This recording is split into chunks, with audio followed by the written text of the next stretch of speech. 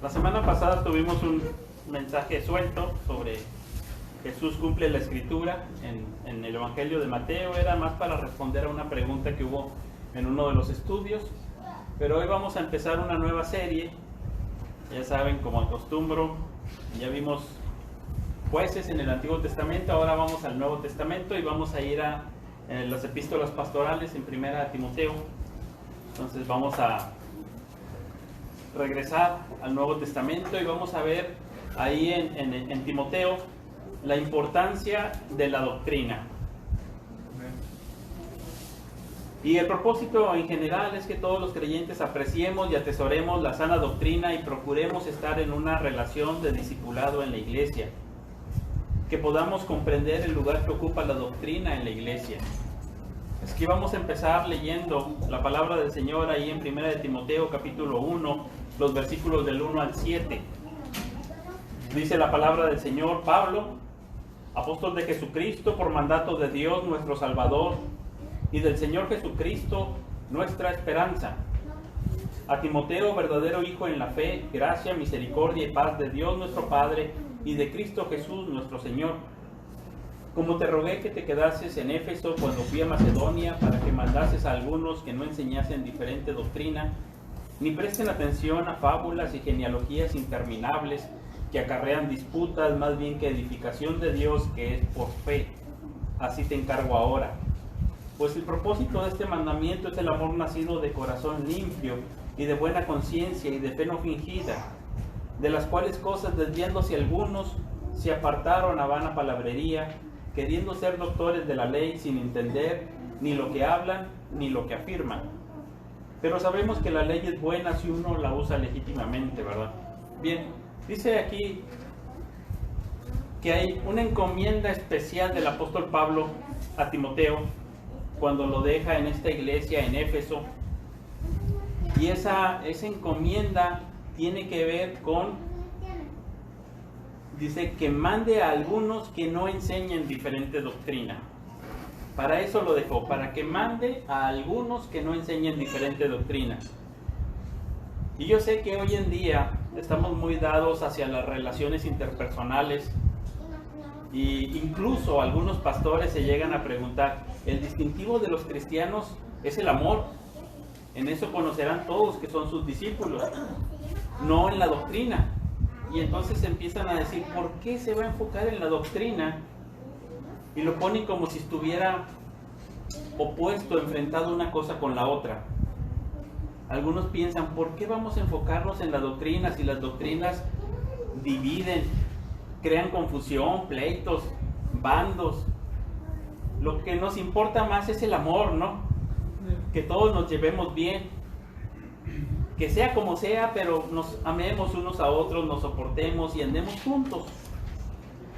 Algunos pensarán de esa manera. Por eso es importante que veamos qué es exactamente lo que le están diciendo aquí a Timoteo, y cómo es que un joven Timoteo, desde la creación del mundo, desde Adán y Eva, cómo es que llegamos a Timoteo con esta tarea. Cómo es que todas las cosas fueron en la historia de la redención avanzando a un punto tal que a un joven se le encarga que vaya a cuidar la doctrina de una iglesia. ¿Por qué? ¿Cómo llegamos a esto? ¿Es esto el plan en la redención de Dios? ¿Hacia eso venimos? Y quisiera que viéramos Timoteo enfocados a la luz de Génesis 1 al 3.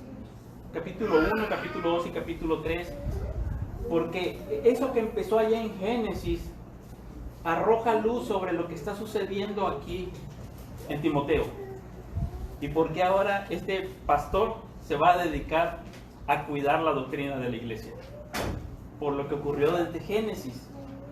En Génesis tenemos la creación, y al tener la creación tenemos una encomienda muy importante. Vamos a Génesis 1:28. Aunque en toda la epístola a Timoteo, primera y segunda, hay muchas referencias a estos primeros 3 capítulos, quiero que veamos en especial Génesis 1:28, cómo empieza el ser humano en la creación de Dios. Y los bendijo Dios. Aquí está, el ser humano empieza con la bendición de Dios. Punto número 1 es una bendición, los bendijo Dios. Y les dijo, fructificad y multiplicaos, llenad la tierra, sojuzgadla, señoread en los peces del mar, en las aves de los cielos y en todas las bestias que se mueven sobre la tierra. Aquí está. Empieza la bendición de Dios y empieza algunas encomiendas para el hombre. Multiplicarse, llenar la tierra, sojuzgar la tierra, señorear, realizar en el nombre del Señor un tipo de gobierno que refleje la bondad de Dios y que redunde en la gloria de Dios. Pero sabemos desde el inicio que esto fracasó muy pronto. El pecado entró en el mundo y cayeron, pero estas mismas palabras de Génesis 1:28, con algunas variantes, pero con los mismos elementos, se van repitiendo porque se ve que hay una intención en este desarrollo de la historia de la redención, hay una intención de recuperar el Edén. Y entonces tenemos con Noé que se le repite algo muy similar. También hay una bendición, también hay una encomienda y también se le pide que ejerza un tipo de gobierno en el nombre de Dios, para la gloria de Dios y que refleje la bondad de Dios.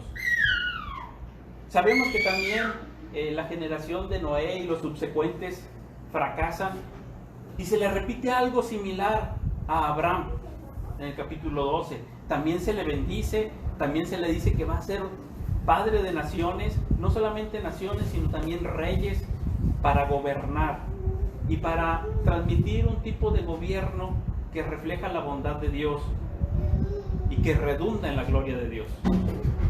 Como recuperando nuevamente el Edén, y se le dan datos de fertilidad, de fructificar, de belleza. Esto se vuelve a repetir con Jacob. A Israel se le da también estas mismas promesas, estas mismas encomiendas, esta misma misión. Y vemos para Éxodo que ya el pueblo se ha multiplicado y que se ha hecho poderoso y que va a salir para eso, para adorar al Señor y para ejercer ese dominio que refleje la bondad de Dios. Y salen en el desierto y esa es la encomienda para la tierra prometida. Pero cuando están en la tierra prometida, ya leímos lo que ocurrió ahí en Jueces.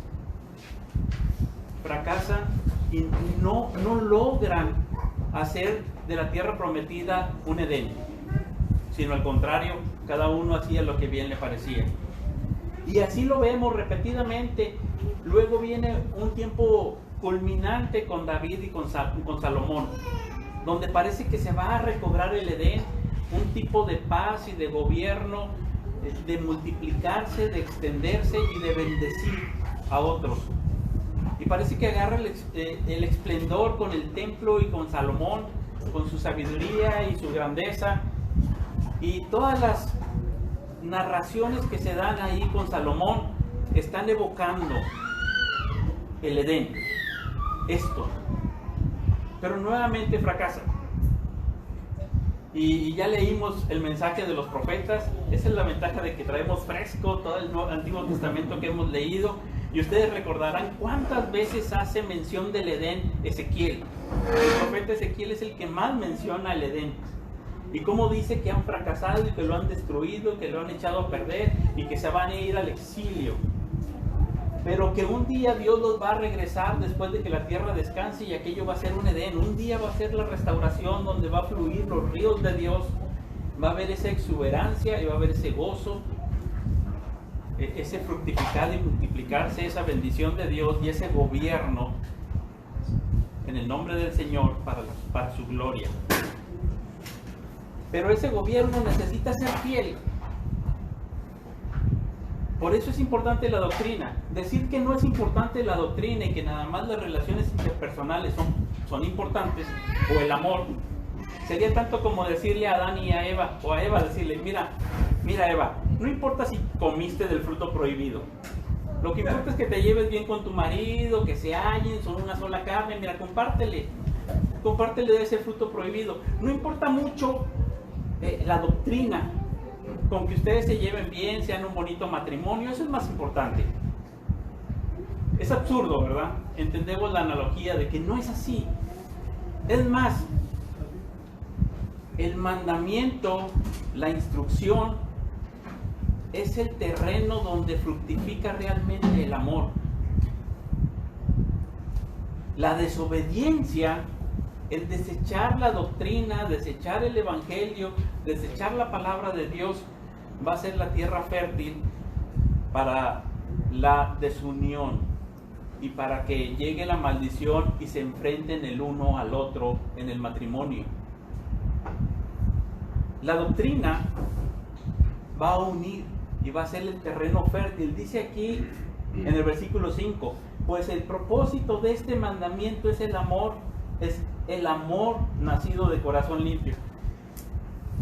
Mira, te mando, le dice Pablo a Timoteo, esto es la encomienda, que mandes que no enseñen otra doctrina, porque si tú haces eso, permanecer fiel en la doctrina, va a nacer el amor de un corazón puro, limpia conciencia y fe no fingida. Ahí es el terreno para que nazca el amor.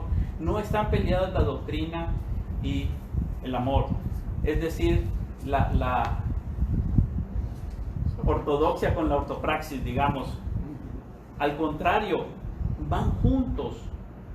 Y por el contrario, las herejías, como lo va a mencionar, son las que promueven cosas de vana palabrería, inútiles, y que meten a las personas en contiendas, en divisiones, disensiones, y acarrean muchas disputas. Es la sana doctrina la que preserva más bien la unidad. Ahora, este es como un cuadro amplio, el del Edén, y en Timoteo vemos muchas referencias que así como en el Edén, aquí también tienen que estar cuidados, que Satanás sigue tentando. Por ejemplo, el 1:20, fíjense cómo dice, de los cuales son Himeneo y Alejandro. Dice que naufragaron en cuanto a la fe. Dice, de los cuales son Himeneo y Alejandro, a quienes entregué a Satanás para que aprendan a no blasfemar. Ahí anda Satanás, en el 2:12. Porque no permito a la mujer enseñar ni ejercer dominio sobre el hombre, sino estar en silencio. Porque Adán fue formado primero, después Eva. Y Adán no fue engañado, sino que la mujer, siendo engañada, incurrió en transgresión. Y nuevamente nos regresa al Edén. Porque están ocurriendo, y en esta epístola va a hablar mucho de las mujeres más que de los hombres, porque de alguna manera estaban siendo utilizadas por los falsos maestros para propagar sus herejías. Y entonces estaban distribuyendo esto. Veamos el 3, 6 y 7, cuando habla de los requisitos de los obispos. No un neófito, no sea que envaneciéndose caiga en la condenación del diablo. Nuevamente nos refiere a Génesis del 1 al 3, por allá. Cuidado. Y sigue el 7. También es necesario que tenga buen testimonio de los de afuera, para que no caiga en descrédito y en lazo del diablo. Nuevamente ahí está la tentación del diablo, el lazo del diablo. Sí, está presente. El 4:1. Pero el Espíritu dice claramente que en los postreros tiempos algunos apostatarán de la fe, escuchando a espíritus engañadores y a doctrinas de demonios. Es decir, va a haber alguien que se acerca nuevamente como en el Edén, diciendo, no morirás. Tú puedes hacer aquí las cosas de otra manera. Al 5:15. Hablando de las viudas jóvenes, porque ya algunas de ellas, dice, algunas se han apartado en pos de Satanás. Ya escucharon y ya le hicieron caso, como en el huerto del Edén. Dice, tengan cuidado, es importante la doctrina, ¿por qué? Porque algunas ya se han apartado en pos de Satanás. El 6:9, nuevamente el lazo, porque los que quieren enriquecerse también escuchan, caen en una tentación. También se llenan de codicia y ven que es apetecible. Y dice, caen en tentación y lazo y en muchas codicias necias y dañosas que hunden a los hombres en destrucción y perdición. Así que lo que empezó en Génesis y que se va repitiendo a lo largo del Antiguo Testamento es como una nueva creación que se está vislumbrando, pero no se logra a llevar a una plenitud. Y cuando viene el Señor Jesucristo, Él lo logra, como vimos ya en Mateo la semana pasada. Él culmina todo esto. Y Él dice, ahora es el nuevo pacto y ahora viene una nueva creación. Un nuevo reino, el reino de la nueva creación. Y les da una encomienda. Y les dice al final de Mateo, vayan y multiplíquense, llenen la tierra y sojuzguen, enseñándoles que guarden mis mandamientos, bautizándolos en el nombre del Padre, del Hijo y del Espíritu Santo. Vayan. Y que nuevamente hay una gran comisión que tiene que ser fiel a la doctrina, al Evangelio, a la palabra del Señor. Y que ahí es donde va a surgir el amor nacido de corazón limpio, de buena conciencia y de fe no fingida. Pero ahora hay una encomienda con el Espíritu Santo dentro de nosotros, como nos hablaba el hermano Juan Alton, la iglesia dotada de poder desde dentro, con poder de lo alto y con una transformación interior en este nuevo pacto que la Biblia le llama una nueva creación, un nuevo hombre. Ahora es el reino de la nueva creación, donde sigue siendo importante la doctrina, pero hay una transformación aquí porque está el Espíritu Santo obrando en medio de su iglesia. Y es importante que se dirija de acuerdo a la palabra de Dios, y por eso Pablo deja a Timoteo en esta iglesia, porque decimos, muy bien, empezamos el nuevo reino, muy bien, aquí están los encargados, están los apóstoles, pero la era apostólica está pasando y viene la siguiente generación. ¿Y cómo van a vivir ahora?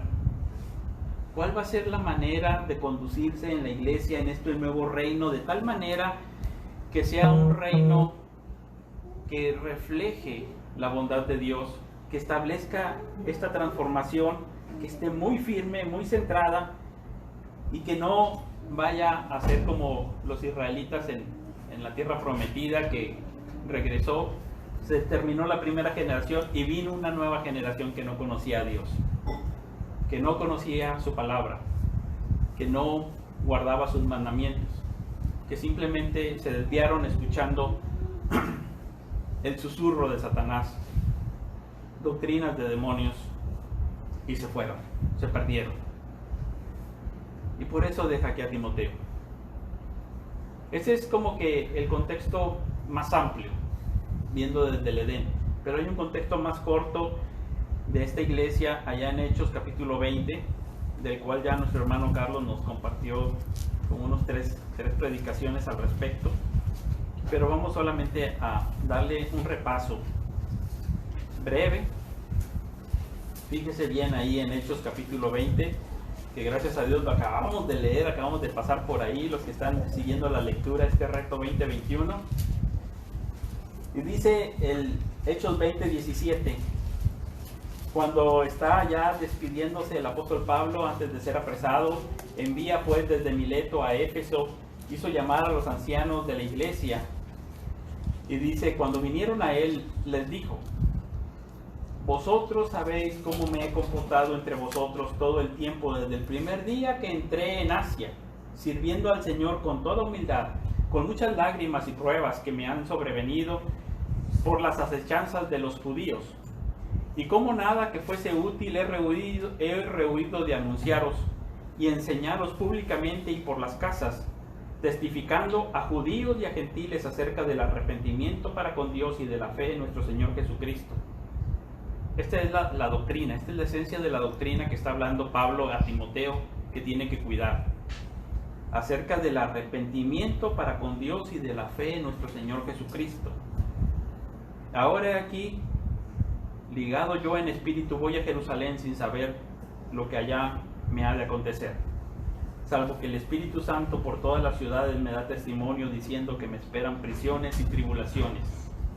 Pero de ninguna cosa hago caso, ni estimo preciosa mi vida para mí mismo, con tal que acabe mi carrera con gozo y el ministerio que recibí del Señor Jesús para dar testimonio del Evangelio de la gracia de Dios. Esa es la buena doctrina que tiene que cuidar Timoteo, el evangelio de la gracia de Dios. Y ahora aquí yo sé que ninguno de todos vosotros, entre quienes he pasado predicando el reino de Dios, verá más mi rostro. Por tanto, yo os protesto en el día de hoy que estoy limpio de la sangre de todos, porque no he rehuido anunciaros todo el consejo de Dios. Por tanto, mirad por vosotros, le está diciendo a los pastores, a los ancianos, a los encargados de la iglesia, mirad por vosotros, dice, y por todo el rebaño en que el Espíritu Santo os ha puesto por obispos para apacentar la iglesia del Señor, la cual Él ganó por su propia sangre. La doctrina es importante porque la iglesia es la iglesia que fue ganada por la sangre de Cristo. Por eso es importante la doctrina, porque el pastor, predicador, maestro está enseñando en la iglesia de Dios, columna y baluarte de la verdad, la casa de Dios, el pueblo, el rebaño de Dios ganado por su propia sangre. Porque yo sé, dice el apóstol Pablo, después de mi partida entrarán en medio de vosotros lobos rapaces que no perdonarán al rebaño. Van a venir de fuera personas con herejías, es lo que les está diciendo.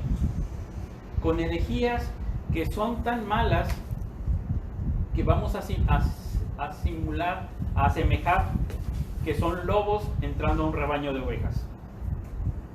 Así de peligrosas son esas herejías.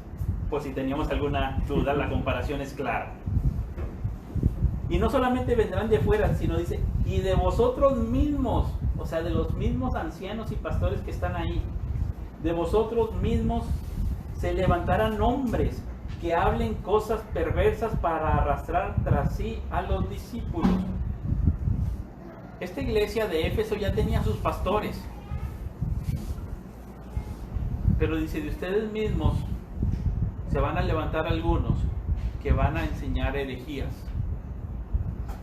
y van a arrastrar. Y por eso está ahí Timoteo enviado a esta iglesia. Por tanto, velad, acordándoos de que por 3 años de noche y de día no he cesado de amonestar con lágrimas a cada uno. Ahí está. La labor que va a hacer Timoteo no es sencilla. De noche y de día nos da la idea de un arduo trabajo.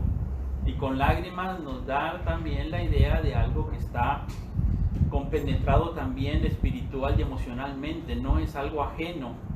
Va a ser algo intenso. Y ahora, hermanos, os encomiendo a Dios. La iglesia sigue siendo la iglesia de Dios y a la palabra de su gracia. Y es por ello que se puede mantener una iglesia, por la palabra. Que esa va a ser el fundamento de Timoteo, que tiene poder para sobreedificaros y daros herencia con todos los santificados.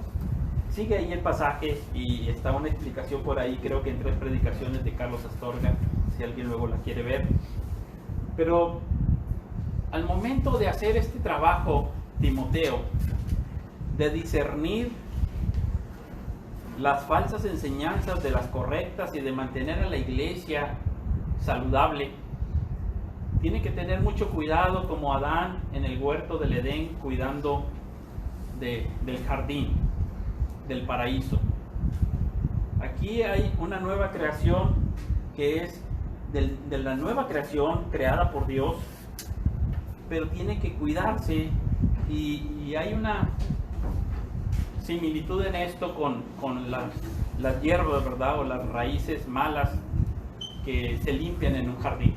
Creo que también tenemos por ahí un mensaje de Juan al respecto sobre el jardín de Dios. Tenemos que tener cuidado porque si no somos cuidadosos o somos novatos, podemos arrancar buenas hierbas, ¿verdad? Yo recuerdo cuando era un muchacho, queriendo ayudar a mi mamá, pues me fui a arrancar hierbas en el patio, por allá al rincón. Dije, estas hierbas, voy a limpiar hoy este terrenito, este pedazo. Terminé, llegué con mi mamá. Limpié el patio. ¿Dónde cortaste, mijo? Acá. A ver, déjame, enséñame dónde. Ay, hijo, te echaste todas las... que creo que era pasote, ¿vale? Pero pudo haber sido hierbabuena o menta, lo que sea. Yo limpié hierbas. ¿Por qué? porque para mí era lo mismo, ¿verdad? Ahora, sí sé distinguir la ortiguilla, ¿verdad? La toco, me arde y digo, esta es ortiguilla, hay que cortarla. Y así mi hija, digo, me picó esa hierba.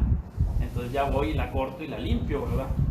Pero algo similar ocurre con las falsas doctrinas. Tenemos que saber exactamente si son herejías y no encontrarnos de repente luchando en contra de Dios, de algo que realmente es correcto y bíblico, como yo cortando el epazote, ¿verdad? Creyendo que estoy limpiando, y no era así. Ahora, nadie me había dicho que limpiara ahí, ¿verdad? ¿Por qué surge ahora Timoteo haciendo esta labor? ¿Por qué hay que cuidar? Vamos a Hebreos capítulo 12, versículo 15 al 17.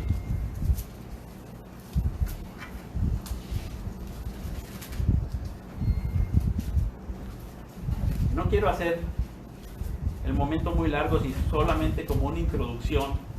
En la Biblia tenemos esta analogía de la hierba que tiene una raíz de hiel y amargura.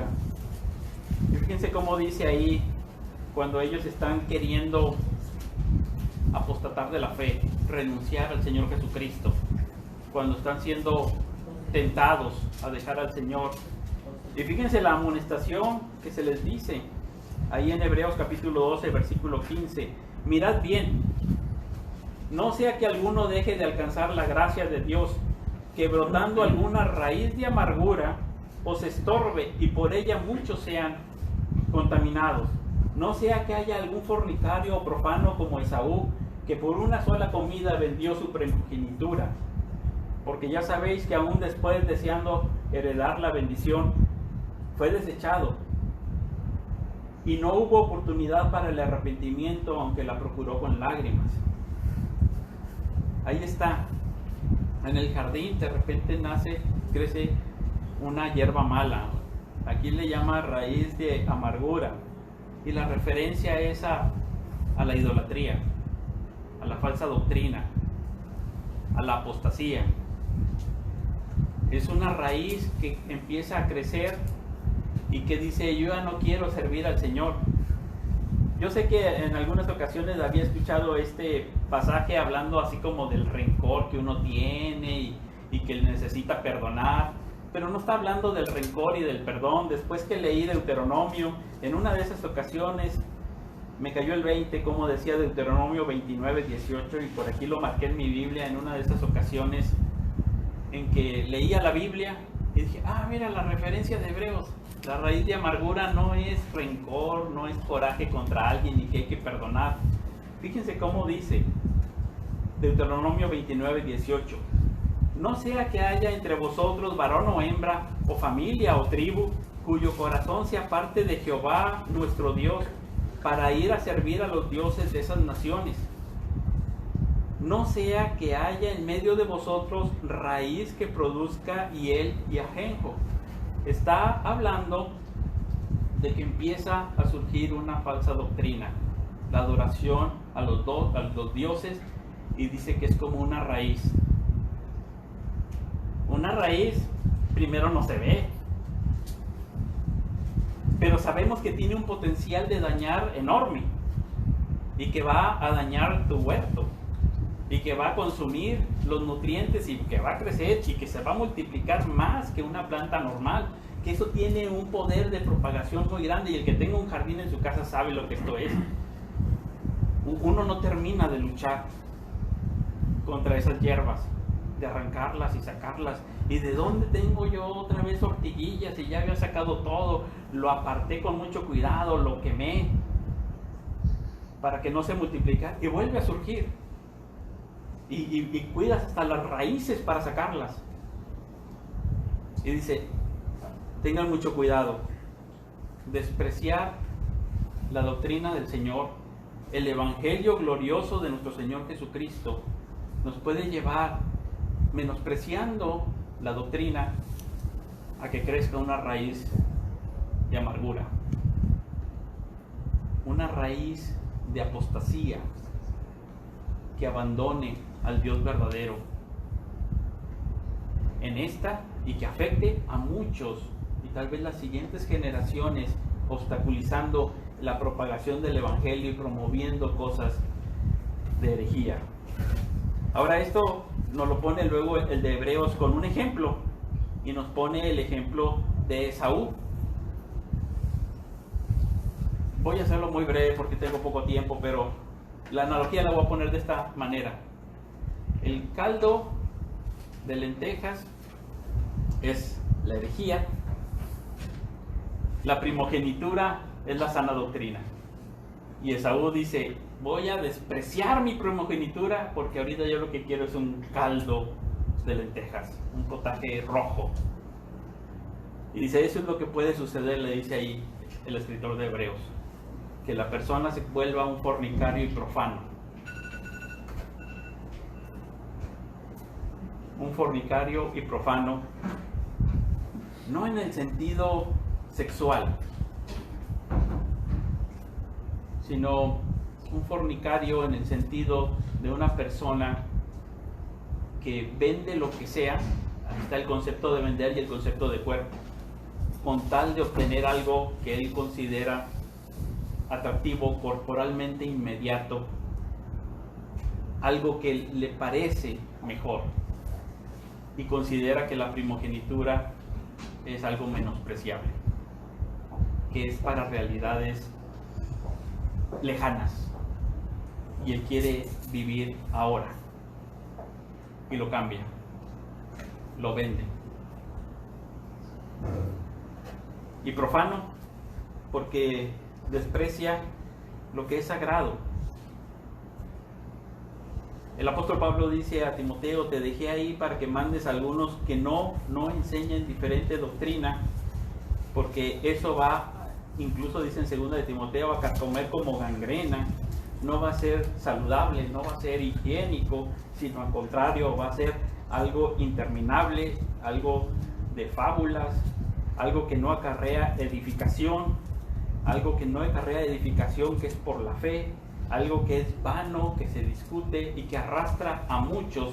Y aquí estaba arrastrando incluso a mujeres, dice que eran manipuladas, nos dice varias cosas de ellas, algunas eran viudas, jóvenes, manipuladas por estos falsos maestros, y entonces propagaban esas doctrinas siendo entrometidas, chismosas, andando en las casas. Las casas aquí son los lugares de reunión, ¿verdad? Nosotros teníamos un local más pequeño, es como una casa y luego hay otra. En Éfeso la iglesia era así, un conjunto de iglesias en casas, ¿verdad? De manera que se convertían en las propagadoras, ¿verdad?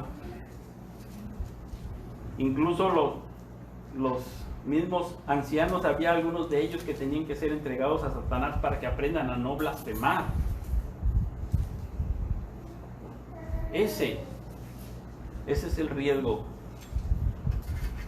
del error, de la herejía. Justo L. González nos hace algunas advertencias con respecto a estos tiempos serios. Y dice, cuando estudiamos la historia de la iglesia, vemos que al parecer todos los grandes herejes fueron personas sinceras y que creían tener razón.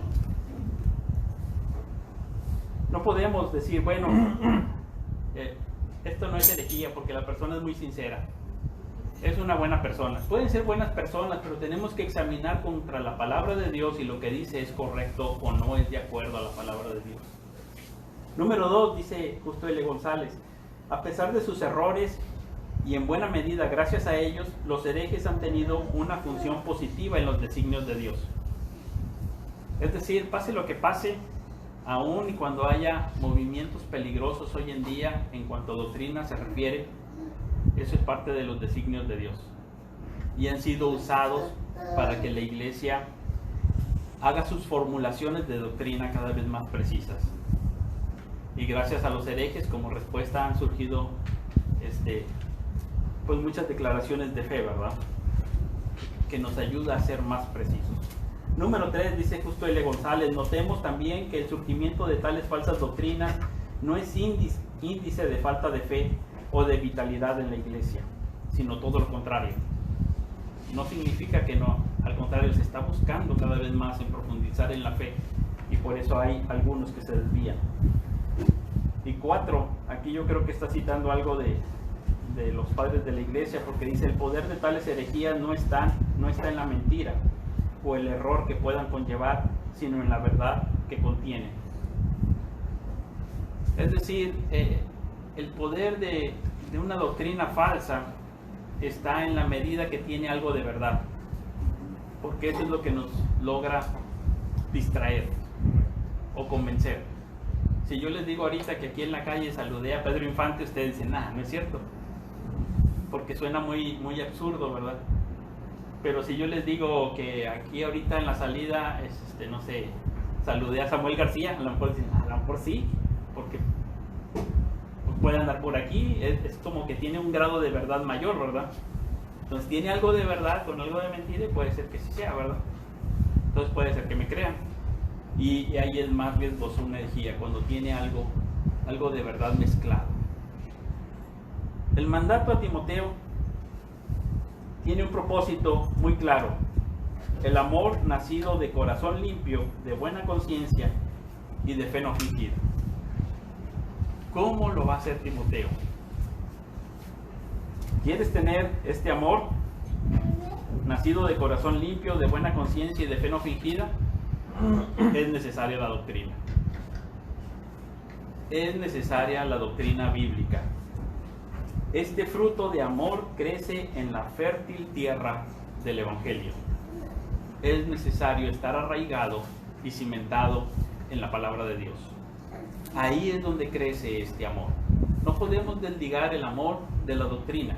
Eso sería un error.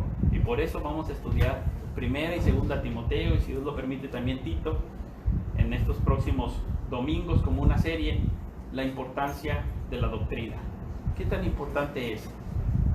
¿Podemos solamente unirnos en amor y llevarnos bien? ¿O es necesario fundamentarnos en la doctrina como esa tierra fértil donde nacerá el amor?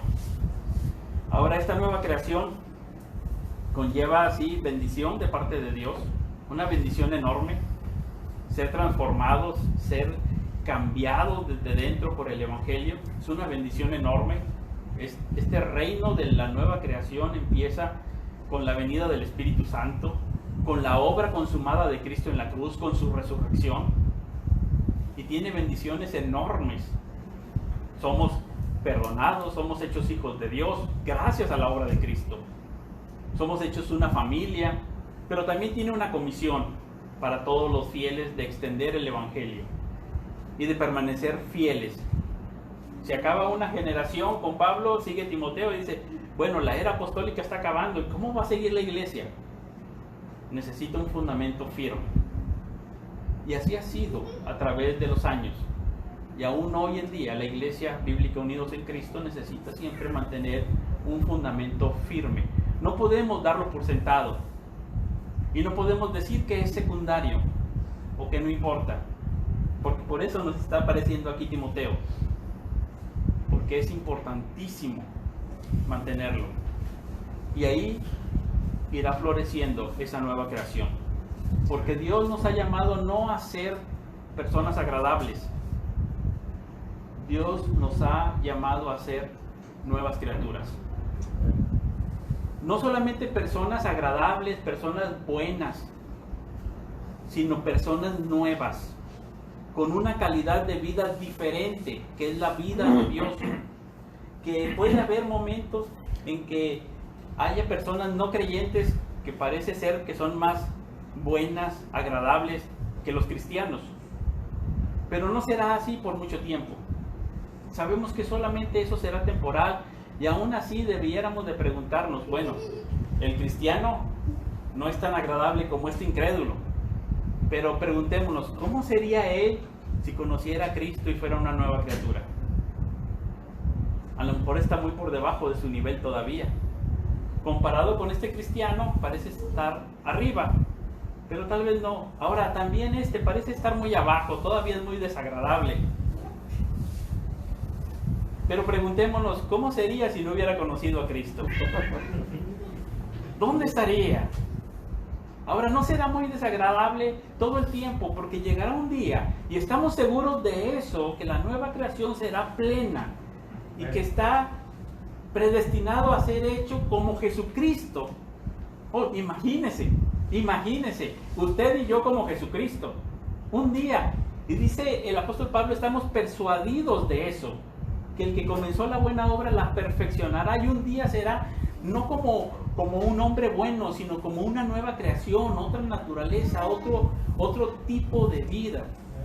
C.S. Lewis lo compara con un caballo y un Pegaso, y dice, bueno, a lo mejor no estamos diciendo que son lo mismo, pero si fueran unas carreritas y el Pegaso apenas está desarrollando sus alas, parecerían ahí unas cosas feas que le salen en el lomo, que se ven feas, toscas, y que a lo mejor no le ayudan ni siquiera a tener más velocidad que este caballo. Dice, pero un día esas alas estarán grandes y no le va a ganar a las carreras, porque hasta va a volar, porque es otro tipo de vida, es una creación diferente, de otra naturaleza. Y eso es lo que ocurre con el creyente. Estemos donde estemos, sabemos que un día esa naturaleza nueva florecerá. Pero esa naturaleza nueva hoy en día florece en medio de la iglesia que cuida la sana doctrina. Y un día volaremos. Un día seremos gloriosos.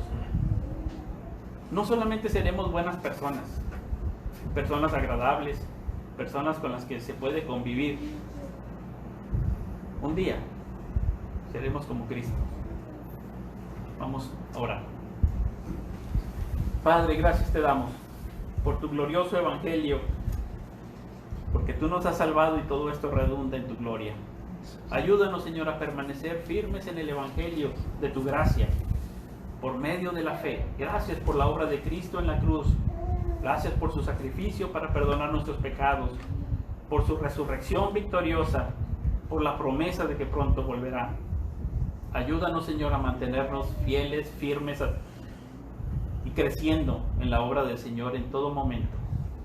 Que podamos reflejar en este tiempo, en esta época en que nos ha tocado vivir y en este país, que nos podamos reflejar el reino de la nueva creación por medio de la fe en Jesucristo, de pura gracia, para la gloria tuya, para que otros más te conozcan y puedan también entrar a esta comunión contigo, con Jesucristo y con tu iglesia por el Espíritu. Gracias, en el nombre de Jesucristo. Amén.